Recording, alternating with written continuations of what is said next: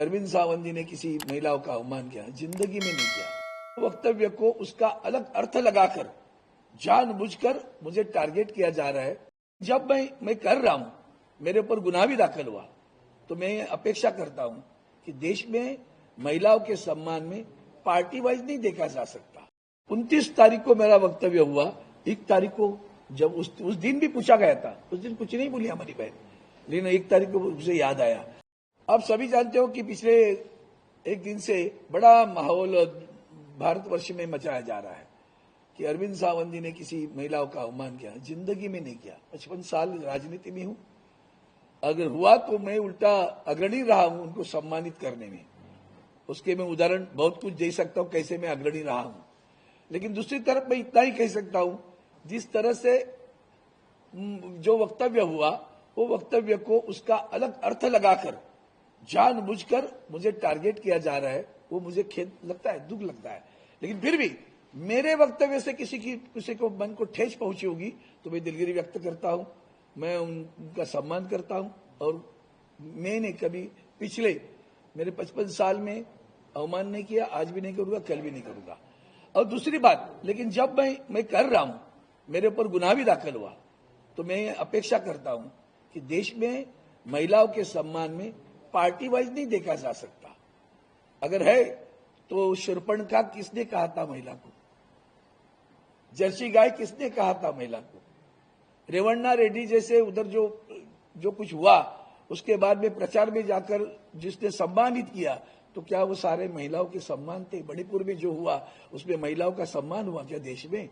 इसके बावजूद जो वक्तव्य जो हमारी महापौर मेयर मुंबई की किशोरी पेडनेकर के बारे में आशीष शेलार जी ने किया, उसके ऊपर कौन सा गुना दाखिल हुआ? वामन मात्रे हमारी पत्रकार भगिनी को जिस तरह से उस दिन बोला, उसके ऊपर कौन सा गुना दाखिल हुआ? हाल ही में ठाणे में महिला पर फिर इनके पार्टी के ही पदाधिकारी ने अत्याचार किया, आंदोलन हुआ ठाणा में, कौन सा गुना दाखिल हुआ? हमारे यहाँ जो पूर्व सांसद है उन्होंने जो कुछ किया, उसके ऊपर कौन सा गुना दाखिल हुआ?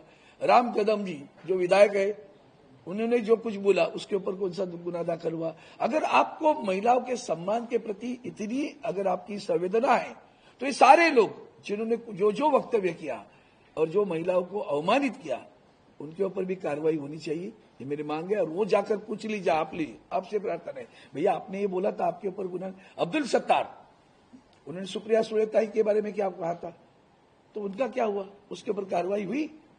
कौन सी कार्रवाई की, बताओ तो मुझे।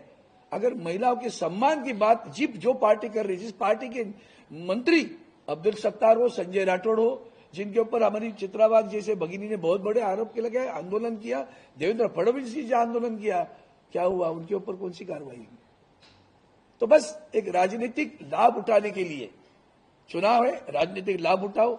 चलो एक शब्द को पकड़कर, जो मेरी भावना कभी नहीं थी, आज भी नहीं, कल भी नहीं रहेगी, और मैंने किसी व्यक्तिगत नाम भी नहीं लेके आया था, फिर भी वो उसको जिस तरह से माहौल बनाया जा रहा है, वो देखकर दुख होता है कि मेरे ऊपर कभी कुछ इल्जाम लगाना की कोशिश बहुत बार हुई, लेकिन नहीं पकड़ा गया। तो चलो इधर कुछ एक शब्द को लेकर चलो इनकी प्रतिभा भी मलिन करे, तो उनके लिए उनकी बड़ी बड़ी टीम बैठती रहती है। 29 तारीख को मेरा वक्तव्य हुआ। 1 तारीख को जब उस दिन भी पूछा गया था, उस दिन कुछ नहीं बोली हमारी बहन, लेकिन 1 तारीख को मुझे याद आया। किसने याद दिलाया, किसने सारा कंस्पायर किया, करने दो, पाप उनके पास रहेगा। लेकिन मैंने जो कुछ बोला अभी, ये जो वक्तव्य हुए हैं सारे, वो वक्तव्य करने में कौन है उतना देख लेना, उनके ऊपर भी वही कार्रवाई होनी चाहिए। उसी तरह महिलाओं का सम्मान वहां भी होना चाहिए।